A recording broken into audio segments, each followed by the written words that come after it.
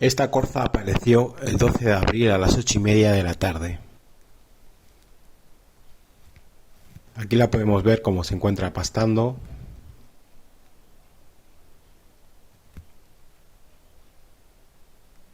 Como se observa, se encuentra preñada.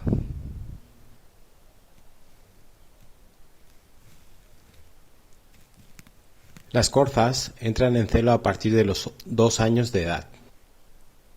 Las corzas se quedan preñadas en julio o agosto.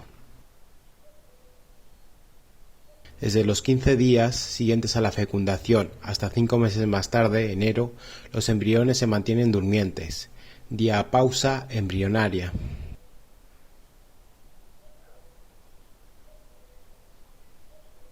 Por tanto, el embrión se desarrolla durante 5 meses, hasta el mes de mayo, gestación real. El embarazo suele durar durante 10 meses, un periodo de gestación superior al del hombre y similar al de una vaca, lo que supone mucho tiempo para una especie que apenas supera los 20 kilos de peso. En realidad, el embarazo real sería de 5 meses.